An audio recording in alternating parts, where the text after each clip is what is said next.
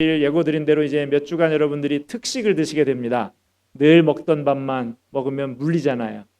특별한 식을 이제 몇 주간 하게 되는데, 오늘 우리에게 특식을 제공해 주실 목사님은 우리 협동 목사님으로 계신 김동길 목사님이십니다. 나오셔서 예수 안에서 살아가는 것이라는 제목으로 말씀 전해 주실 때 큰 은혜의 시간 되시기 바랍니다.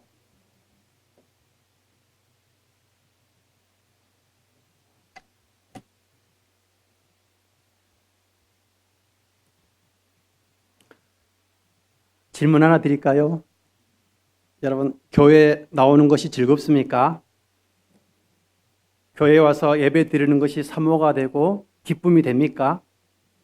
그렇다면 여러분 마음 가운데 성령님이 계시는 거예요. 그 성령님의 인도하심과 성령님께서 우리를 이끄심을 따라서 우리가 말씀을 전하고 듣는 가운데 또 예수님을 만나게 되고 발견하게 되고 새롭게 깨달은 말씀 가운데 살아가리라 다짐하게 되는 시간 될 수 있기를 바랍니다. 자, 오늘 2절 말씀을 우리가 다시 한 번 더 같이 읽어보도록 하겠습니다. 시작. 무릇 내게 붙어있어 열매를 맺지 아니하는 가지는 아버지께서 그것을 제거해 버리시고 무릇 열매를 맺는 가지는 더 열매를 맺게 하려 하여 그것을 깨끗하게 하시느니라. 아멘. 예수님은 열매의 이야기를 하십니다. 우리가 같이 읽었는데 이 2절 말씀을 읽으시면서 여러분 마음 가운데 어떤 생각이 떠올랐습니까? 이 하나님이 열매를 원하시는데 나는 하나님 앞에 내놓을 만한 열매가 없는데, 혹시 그런 생각 가지신 분들은 없습니까? 하나님께서는 분명하게 예수 그리스도를 믿고 믿음 안에 살아가는 우리들에게 열매를 바라시는데, 예수님과 상관없는 그런 열매 말고 반드시 예수님으로 말미암아 나타나는 그 열매를 하나님께서 우리에게 원하시는 거예요. 그럼 그 열매가 뭐냐 하면 예수님을 통해서 하나님을 알고 믿게 되는 그 구원의 열매를 이야기하는 거고요. 또 예수님의 성품을 본받아서 하나님과 다른 사람들을 사랑하는 그 사랑의 열매, 그리고 성경에 관심 없이 살았던 사람이 말씀에 순종하고자 하면서 변화되는 생각과 행동의 변화의 열매를 말하는 겁니다. 그런데 이런 열매들이 성령을 통해서 우리 삶 가운데 나타나는데, 이런 열매가 맺혀지려면 먼저 포도나무 되는 예수님과 연결이 되어 있어야 하는 것이 중요하다라고 이렇게 말씀해 주고 있습니다. 자, 2절 첫 부분을 다시 볼게요. 무릇 내게 붙어 있어 이렇게 말씀을 합니다. 자, 예수님은 포도나무고 우리는 가지로 비유를 해주고 있는데, 이 가지가 원줄기되는 이 원줄기에 잘 붙어 있어서 영양분을 충분히 섭취를 해야 좋은 열매를 맺을 수 있는 거지요. 우리의 믿음 생활도 마찬가지입니다. 예수님과 영적으로 연결되어 있어야 되는 겁니다. 예수님과 영적인 교제가 끊어지지 아니하고 성령 안에서 항상 기도하기를 힘쓰는 그 사람을 통해서 아름다운 열매, 좋은 열매가 나타날 수 있게 되어지는 거지요. 1절 말씀 보면 예수님은 자신을 참 포도나무라 하시고 아버지는 농부다 그렇게 말씀을 합니다. 유대인들은 포도나무라는 이 말을 들으면 포도송이가 열리는 보통 일반적인 포도나무가 아니라 이거는 유대민족 이스라엘을 가리키는 단어구나 그렇게 이해를 했습니다. 시편 80편 8절 보니까 이런 말씀이 있습니다. 주께서 한 무화과 나무를 애굽에서 가져다가 민족들을 쫓아내시고 그것을 심으셨나이다. 14절에도 이런 말씀합니다. 만군의 하나님이여 구하옵나니 돌아오소서, 하늘에서 굽어보시고 이 포도나무를 돌보소서. 이스라엘을 포도나무로 표현하고 있는데 이것뿐만 아니라 여러 군데에서 포도나무로 표현하고 있습니다. 무궁화꽃 하면 우리나라에서만 피는 꽃이 아닌데도 대한민국을 상징하는 이미지가 있는 것처럼 포도나무 그러면 이대 사람들은 이건 이스라엘 전체를 가리키는 단어구나 그렇게 그들은 이해를 했다는 거죠. 그런데 예수님이 자신을 참 포도나무다 그렇게 소개를 하고 있습니다. 진짜 열매가 맺힐 수 있는 진짜 참 포도나무다 하는 겁니다. 이 말은 구약시대부터 기다려왔던 메시아, 참 이스라엘이라는 뜻입니다. 즉 예수님 자신이 참된 구원자라는 뜻이 있는 겁니다. 그래서 참된 구원자 되시는 예수님과 연결이 되어 있어야 열매를 맺을 수 있는 기본적인 조건이 되는 겁니다. 혹시 여러분 가운데 예수님이 하나님의 아들이시고 나를 구원하기 위해 이 땅에 오셨다는 이 사실을 믿어지지 않는다면 그 사람은 아직 예수님과 영적으로 연결되어 있지 않는 겁니다. 우리 중에 누군가가 아직 예수님과 영적으로 연결되지 못하고 예수님과 별로 상관없이 그렇게 살아간다면 그 사람은 하나님께서 원하시는 열매를 절대 맺을 수가 없는 거지요. 여러 시간이 지나고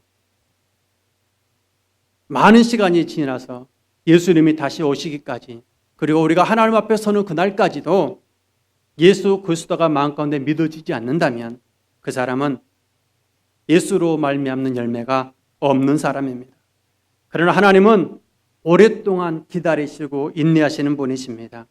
혹시 여러분 가운데 예수님이 잘 믿어지지 않는 분이 있다고 하면 하나님의 아들이신 하나님이신 예수님, 그분을 통해서만 영원한 생명을 얻게 된다는 사실을 성경을 통해서 읽어보시고 말씀을 통해서 들으시고 꼭 믿어서 구원의 열매를 맺을 수 있게 되기를 바랍니다.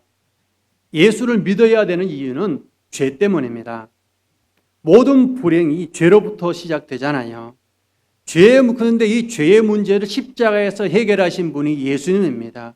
그래서 예수를 믿게 될 때에 하나님께 반영했던 그 모든 죄를 다 용서받게 되는 거고, 예수를 믿게 될 때에 아담이 범죄함으로 말미암아 잃어버렸던 영원한 생명을 다시금 우리가 받게 되어지는 겁니다.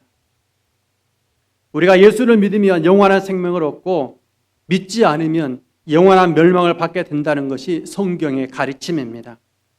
요한복음 5장 24절 한번 같이 읽어볼까요? 시작. 내가 진실로 진실로 너희에게 이르노니 내 말을 듣고 또 나 보내신 이를 믿는 자는 영생을 얻었고 심판에 이르지 아니하나니 사망에서 생명으로 옮겼느니라. 아멘. 이 말씀을 그냥 쓰여진 글로 읽지 마시고 익숙한 글로 읽지 마시고 믿음으로 읽으시고 확실한 사실로 믿으시기 바랍니다. 에베소서 2장 1절에 사도 바울은 에베소 교인들에게 이렇게 말합니다. 너희의 허물과 죄로 죽었던 너희를 살리셨다라고 말합니다. 겉으로 나타나는 변화는 아무것도 없어요. 그러나 예수를 믿고 살아가는 그 사람들에게 선포하기를 하나님이 너희를 살리신 거야. 너희는 하나님께서 주시는 그 생명으로 살아가고 있는 거야. 그렇게 말씀하고 있는 거지. 로마서 6장 22절 말씀입니다. 그러나 이제는 너희가 죄로부터 해방되어 하나님께 종이 되어 거룩함에 이르는 열매를 맺었으니 그 마지막은 영생이라. 그러니까요, 예수 믿는 사람들은 누구든지 한 가지 열매는 다 맺고 있는 거예요. 나는 내돌 만한 열매가 없는데 걱정하지 않으셔도 돼요.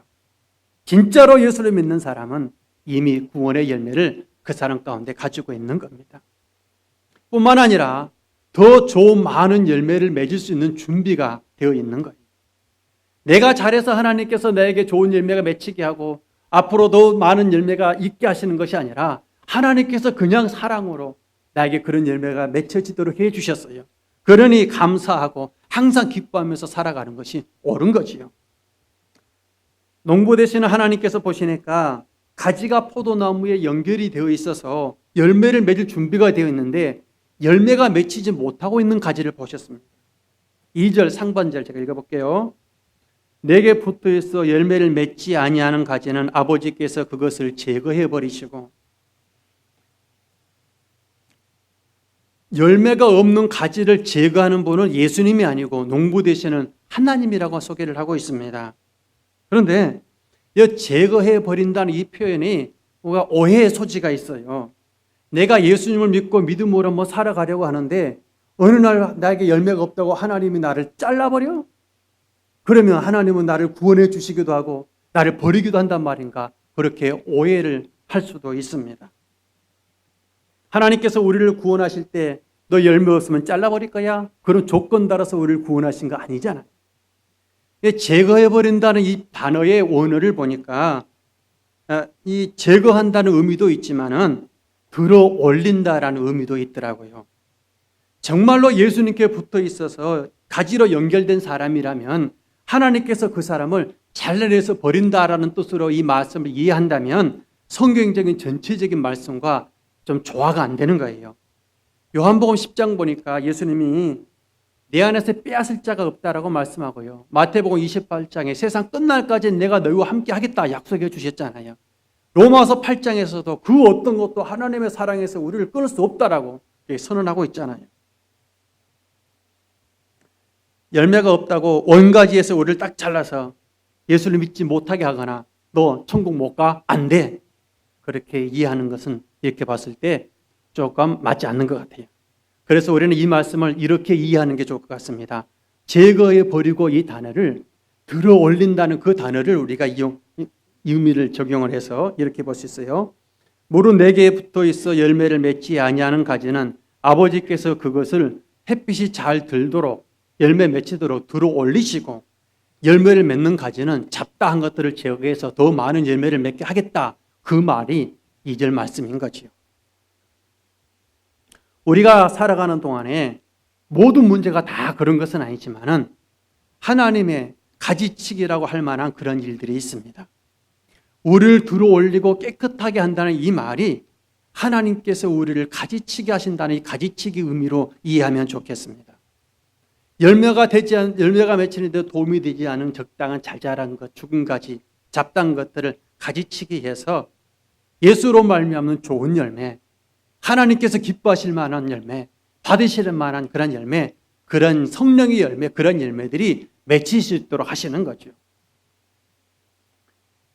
하나님께서 나에게서 하나님 보시기에 합당한 열매를 맺게 하시려고 때로는 성질도 죽게 만들고 간절히 기도할 수밖에 없는 그런 일들이 우리 가운데 있습니다. 하나님께서 가지치기를 하실 때는 우리에게는 아픔으로 다가오기도 합니다. 아프고 힘들게 하는 일들이 가정을 통하여 올 수도 있고요. 자녀를 통하여 올 수도 있고 직장이나 동료를 통하여 올 수도 있고 때로는 질병을 통하여 우리에게 올 수도 있습니다. 우리를 온전하고 구비하여 조금 더 부족함이 없게 하시려는 하나님의 선하심이 우리 삶 가운데 있다는 겁니다. 히브리서 12장 6절 보니까 주님께서 사랑하시는 자에게도 징계가 있다고 말씀하시고 11절에 이렇게 말씀합니다. 무릇 징계가 당시에는 즐거워 보이지 않고 슬퍼 보이나 후에 그로 말미암아 연단받은 자들은 의와 평강의 열매를 맺느니라. 시편 119편에도 이런 말씀이 있습니다. 67절에 고난당하기 전에는 내가 그릇 행하였더니 이제는 주의 말씀을 지키나이다. 71절에 고난당한 것이 내게 유익이라 이런 말미암아 내가 주의 윤례를 배우게 되었나이다. 하나님께서 내 삶의 가지치기라고 할 만한 그런 일들이 있게 되어질 때에 여러분 힘들다고 절대 불평하고 원망하지 마시기 바랍니다. 때로는 하나님 너무합니다라고 그런 생각이 들 때도 있지만은 하나님은 실수가 없으신 분인 겁니다.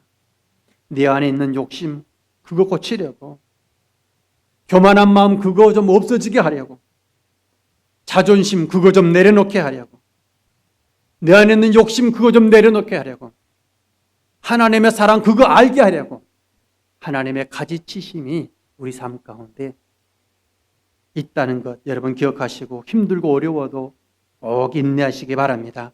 때가 되면 하나님께서 나의 이런 부분 다듬으려고, 이런 나를 고치려고, 나를 더 온전하게 하려고 하나님께서 이런 일이 있게 하셨구나라고 깨닫게 되어지는 날이 오지 않겠습니까?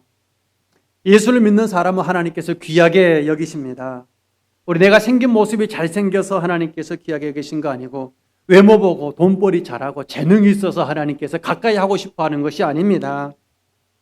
내가 힘이 없고 약해도 하나님은 보배로운 사람으로 보십니다.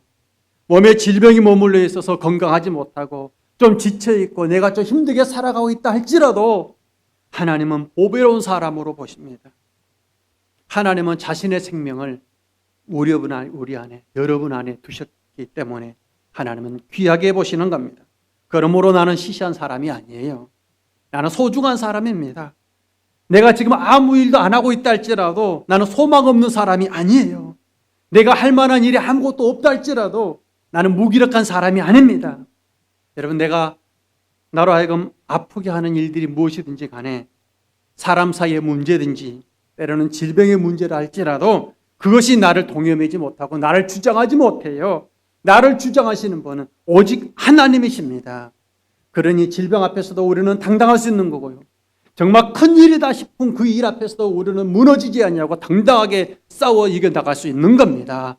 내가 하나님의 자녀인 것은 변함없는 사실이기 때문에 여러분 어린아이가 자라면서 넘어지기도 하고 토하기도 하고 또는 실수를 해도 부모 눈에는 한없이 사랑스럽듯이 하나님께서 나를 바라보시는 눈길이 그러합니다.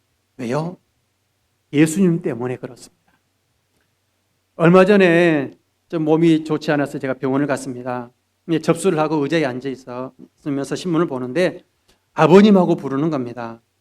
그래서 누구 부르는가 보다라고 생각하고 계속 신문을 넘기는데 좀 이따가 또 아버님하고 좀 더 큰 소리로 부르더라고요. 돌아보니까 저뿐입니다. 남자는 저 혼자 있는 거예요. 아버님?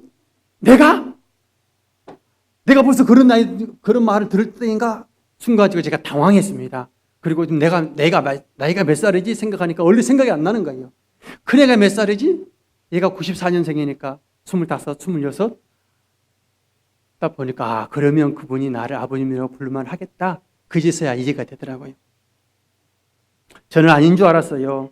아버님이라는 단어가 나이가 많은 사람처럼 느껴지잖아요.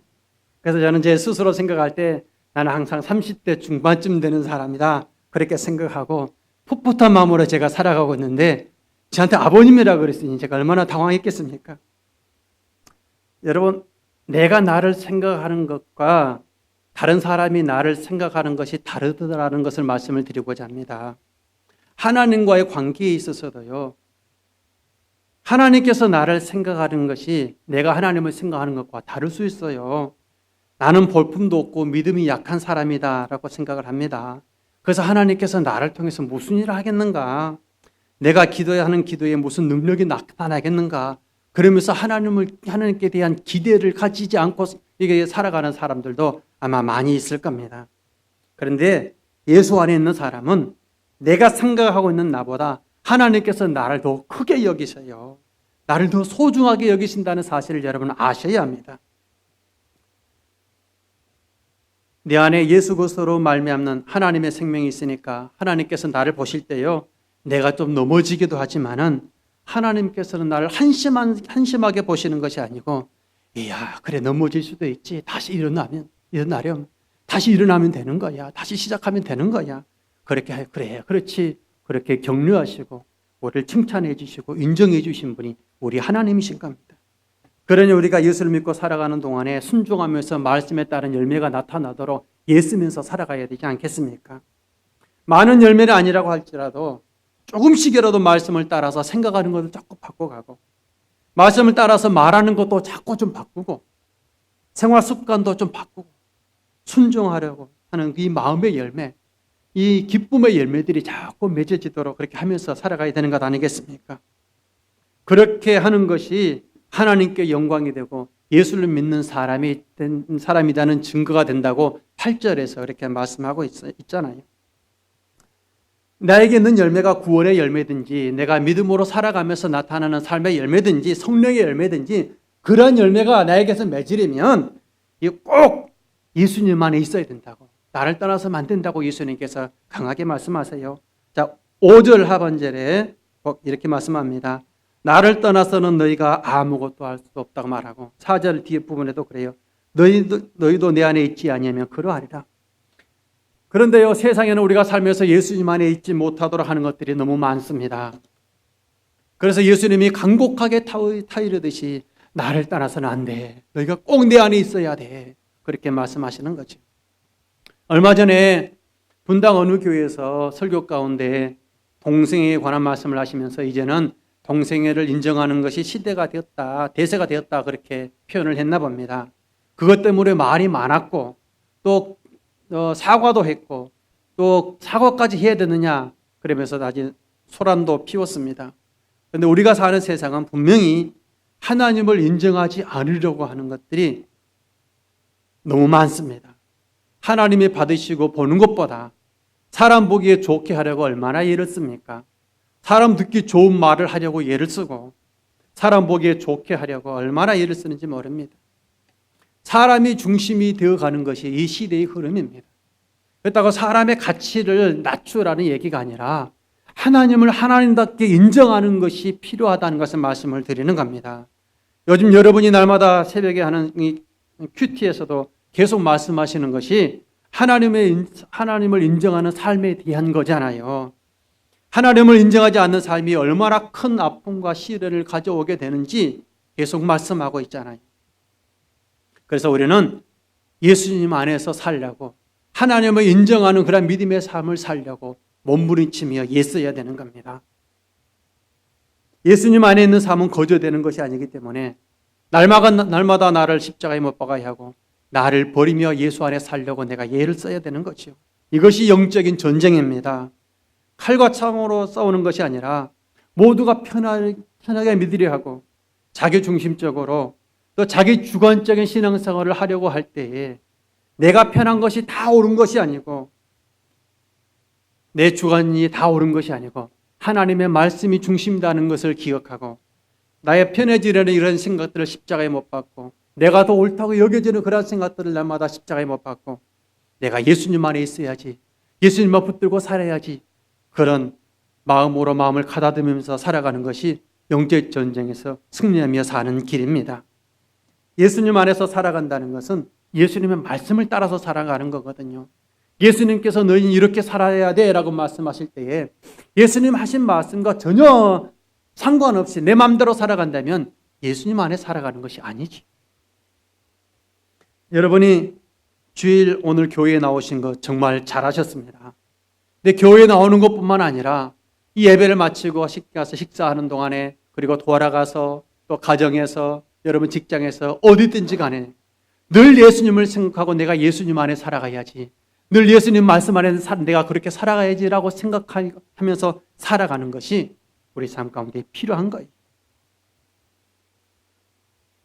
예수님만 의지하고 믿음의 열매를 맺으면서 살아가는 사람들에게 주님께서 주신 약속이 7절입니다. 우리 7절을 같이 한번 읽어보도록 하겠습니다. 시작. 너희가 내 안에 거하고 내 말이 너희 안에 거하면 무엇이든지 원하는 대로 구하라. 그리하면 이루리라. 아멘. 예수님만 의지하고 살아가면 하나님의 응답을 체험하는 그런 삶을 살아갈 수 있다고 말씀하는 겁니다. 어느 집사님이 아주 힘들고 어려운 시기가 있었답니다. 그런데 이 집사님이 그때에 위에 암 종양이 발견되었다는 진단을 받았습니다. 그래서 의사 선생님이 소견을 써줄 테니까 큰 병원에 가서 수술을 하라고 이렇게 이야기를 하는 겁니다. 그런데 이 집사님이 너무 힘든 시기라 도저히 수술은 꿈도 꿀 수 없었답니다. 그래서 참고 약만 받아서 먹고 기도하고 그러는데 의사 선생님이 안타까워서 그럼 내가 전에 있던 할린드 병원의 신우에 연락을 해줄 테니까 100만 원만 있으면 수술할 수 있을 거니까 꼭 가서 하라고 그렇게 이야기를 하더라고요. 그런데 그마저도 없었습니다. 그래서 날마다 간절히 기도하는데 어느 날 속이 굉장히 편하더라는 겁니다. 그래서 다시 병원에 갔더니 의사 선생님이 놀래더랍니다. 어찌 된 거냐고. 깨끗해졌다 그러더라는 겁니다. 그래서 이 집사님이 울면서, 남집사님이 계속 눈물을 흘리면서 이야기하는 겁니다. 이런 나를 예수님이 거저 치료해 주셨어요. 거저 나를 예수님께서 깨끗하게 해주셨어요. 그렇게 말씀하시는 겁니다. 여러분, 아플 때 기도하면 된다라는 뜻으로 이런 말씀 드리는 것이 아니에요. 몸이 아프면 병원을 가셔야죠. 가서 진단을 받으시고 적절한 치료를 받는 것이 옳은 겁니다. 그러나 기억해야 하는 것은 하나님은 자신을 의지하는 사람 결코 외면하지 않는다는 사실이에요. 예수님 안에 있는 사람 무엇이든지 구하는 대로 다 주시겠다고 주님이 약속하고 있지 않습니까? 하나님의 자녀인 우리가 기도하면 응답되는 그런 체험들을 우리가 많이 누리며 살아가잖아요. 하나님은 우리 안에 계십니다. 우리가 느끼지 못해도 하나님은 우리 안에 계시는 거예요. 문제는 내가 예수님을 영접했다 하고 살아가는데 하나님이 계신다는 건 하나님의 부재 현상을 우리가 종종 보게 된다는 거죠. 어떤 때는 내 삶 가운데 정말 하나님이 없는 것 같은 그런 삶의 모습들을 내가 보게 될 때도 있지 않습니까? 뭔가 뜨거운 것이 없고 당장 어떤 문제가 해결되지 않는다 할지라도 하나님은 나를 사랑하시고 하나님은 나와 함께 하신다는 것을 여러분 믿으시기 바랍니다. 그것이 신뢰고 그것이 믿음입니다. 하나님은 우리 안에서 우리를 붙들고 계시는 거예요. 야무지게 붙들고 흔들리지 말아라. 실망하지 말아라. 그렇게 나를 붙들고 계시는 분이신 겁니다. 눈에 안 보이고 안 느껴져도 하나님의 일하심을 믿으십시오. 그것이 신뢰고 그것이 믿음이에요. 예수님은 너희들이 나를 떠나서는 아무것도 할 수 없다라고 말씀합니다. 그러니 우리가 이렇게 응답해 주시고 우리를 새롭게 하시는 그 예수님 안에 살려고 애써야 되지 않겠습니까? 예수님 안에 거하는 삶은 성령의 도우심을 받게 됩니다. 성령의 도우심을 받기 때문에 삶의 변화가 나타날 수밖에 없어요. 자기 중심적이고 이기적으로 살아왔던 사람이라 할지라도 정말 예수를 만나면 삶이 바뀝니다. 생각이 바뀝니다. 점점 더 나보다 다른 사람을 이해하고 감싸고 다른 사람의 편에 서려고 합니다. 그럴 수밖에 없습니다. 왜냐하면 우리 안에 계신 성령께서 그 일을 하시기 때문입니다. 예수 안에 있는 사람들은 점점 성품이 변하든지 삶이 변하든지 습관이 변하든지 점점 조금씩 말씀을 따라 변할 수밖에 없어요. 그것이 삶의 열매인 겁니다. 그런데 오랜 시간에 예수를 믿고 신앙생활을 하는데 조금씩이라도 예수님을 따라서 닮아져 가야 되는데 변화가 없어요. 그렇다면 심각한 문제입니다. 우리가 예수를 믿을 때 성령께서 우리 안에 오십니다.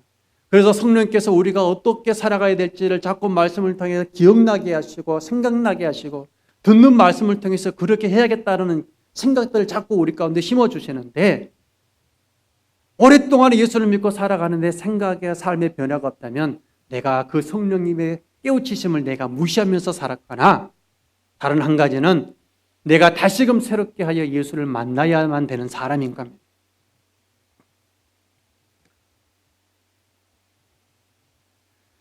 예수를 믿고 살아가는데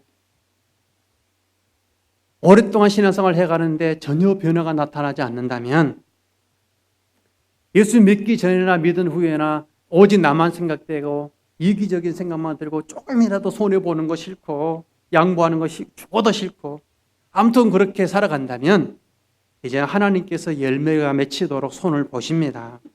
그것이 가지치기인 거죠. 우리는 기도하고 찬송하는 이런 신앙생활에 익숙한 신앙이 아니라 날마다 성령 안에서 새롭게 변화되어지는 신앙인으로 살아가려고 예를 써야 되는 겁니다. 우리의 생각과 우리의 마음이 또 우리의 삶이 그런 예수님 안에 있지 못하도록 하는 것이 있습니다. 죄입니다. 죄의 유혹입니다. 우리는 너무 쉽게 죄의 유혹에 흔들리고 넘어집니다. 그래서 사도 바울은 우리가 아직 피 흘리기까지 죄와 싸우지 않았다라고 말합니다. 여러분, 죄된 생각, 나쁜 생각, 또 원망되거나 미워지거나 불평하게 되는 그런 생각들, 기분이 상해지거나 또 자존심이 상해지거나 그런 느낌을 내가 받게 될 때는 이것이 나를 넘어지게 하는 것이구나라고 생각하시고 자꾸만 밀어내셔야 됩니다. 그렇지 않으면요, 그것이 죄에 순종하는 거예요. 죄를 좋아하는 상태인 겁니다. 죄된 생각이 들 때마다 십자가에서 이기시고 승리하신 예수 그리스도 이름으로 물리치고 믿음의 마음을 잘 지켜나갈 수 있게 되기를 바랍니다. 우리가 세상에 살면서 싸워야 되는 대상들이 너무 많습니다. 하나님을 대적하는 세력과 싸워야 되고요. 하나님이 아닌 다른 것을 우선시하는 그런 사상과 싸워야 되고 하나님이 죄로 하는데 죄가 아니라고 죄를 죄로 여기지 아니하는 그러한 행태와 싸워야 됩니다. 때로는 사랑의 마음으로 싸워야 될 대상도 있고요. 목소리를 높여서 싸워야 되는 대상도 있고 때로는 다 같이 모여서 힘으로 싸워야 되는 대상도 있습니다. 그런데 그런 하나님의 나라를 위한 영적인 전쟁에서 이겨나가려면 힘이 있어야 되는데 그 힘은 예수님 안에 있을 때 하나님께서 주시는 힘입니다. 영적인 힘이 있어야 날마다 이기며 살아갈 수 있게 되어지는 겁니다. 여러분, 광야를 지났던 이스라엘 백성들은 얼마나 많은 것들을 경험했습니까? 애굽에서 여러 가지 기적을 경험했고요. 홍해를 건너가는 그 기적을 그들은 경험했습니다. 광야 가운데서도 날마다 하늘에서 내리는 그 만나를 그들이 경험했습니다. 그런데 기적이 그들의 삶을 바꿔놓지 못했습니다. 그들은 돌아서면 원망하고 돌아서면 불평하고 계속 그랬잖아요. 그랬던 그들의 마음이나 우리 마음이나 속마음은 다 똑같은 거예요. 그래서 계속해서 우리에게는 예수님이 필요한 거예요. 우리가 예수님 안에 있으려고 날마다 애써야 되는 겁니다. 우리가 하나님께 기도하면 하나님은 우리의 기도에 반드시 응답해 주십니다. 문제도 해결해 주시고 질병도 치료해 주신 것들을 우리가 얼마나 많이 경험합니까? 그러나 기도하는 우리 마음의 기본은 예수님을 붙드는 거예요. 그거 내가 기도하는 그거 해결되지 않고 내가 하는 기도는 이 질병 그거 낫지 않는다 할지라도 내가 붙들어야 될 건 예수님인 거예요. 다니엘의 세 친구가 근신상에 절하지 않으면 풀무불에 던진다는 말을 듣습니다. 그때 그들이 그잖아요. 그러면 하나님께서 우리를 거기서 건져낼 겁니다. 혹시 그러지 않는다 할지라도 우리는 절하지 않겠습니다. 절하지 않고 결국 던짐을 당했지만 아무 해도 입지 않고 다시 건짐을 받았다고 성경에서 우리에게 보여주고 있잖아요. 우리는 우리의 결과가 어떻게 되든지 간에 내가 원하는 대로 되지 않는다 할지라도 내가 붙들어야 되는 그분은 하나님이고 그분은 예수님인 겁니다. 6절 말씀 보세요. 예수님을 떠나서는 아무것도 아니라고 말씀하잖아요. 예수님과 떨어져 있는 삶은 아무것도 아니라는 겁니다. 우리가 예수를 믿는 것은 막연한 것이 아니에요. 분명하고 확실한 삶인 겁니다. 우리가 예수님 안에 살고자 하는 것은 구원받기 위해서가 아니에요. 이미 우리는 받은 구원을 누리기 위해서 예수님 안에 살면서 더 온전히 하나님의 형상을 닮아가는 사람이 되기 위해서 예수님 안에 살기를 힘써야 되는 겁니다. 그러면서 자꾸 변화된 삶의 열매들이 많이 나타나게 되고 이 열매들을 통해서 우리 하나님께 영광이 되어지는 겁니다. 이런 거를 보았습니다. 어느 목사님이 아내를 자주 찾게 되더라는 겁니다. 외출을 하고 집에 들어오면 여보하고 아내를 부르게 된다는 겁니다. 혹시 집에 없으면 전화해서 어디 있냐고 자꾸 찾게 되더라는 거죠. 배가 고파서 그런 것도 아니고 뭐가 필요해서 그런 것도 아니고 자꾸 찾게 되더라는 거죠. 그럴 때 대다수 아내들은 좀 귀찮아 할지도 모르지만은 그분이 이렇게 말합니다. 이거는 사랑하는 마음 만들어내는 행동이다. 이것이 추구다. 그렇게 말씀을 하시더라고요. 하나님께 대한 우리의 마음도 바로 그런 겁니다. 늘 하나님을 찾고 늘 예수님을 찾는 거예요. 왜요? 너무 지나치지 않냐 그렇게 말할지도 모르지만 사랑은 자꾸 표현돼야 되는 거잖아요. 사랑은 감출 수 없는 거잖아요. 그래서 자꾸 예수님을 구하고 자꾸 하나님을 찾고 내가 그 안에서 살려가려고 예를 써야 되는 거지. 저와 여러분이 오늘 예배드리면서 다시 한번 더 그래 내가 예수님 안에 살아가야지. 내가 예수님만 붙들고 살아가야지. 그렇게 다짐되어지고 결단이 되어지고 또 그렇게 살아가는 저와 여러분의 삶이 되어줄 수 있기를 바랍니다. 기도하겠습니다.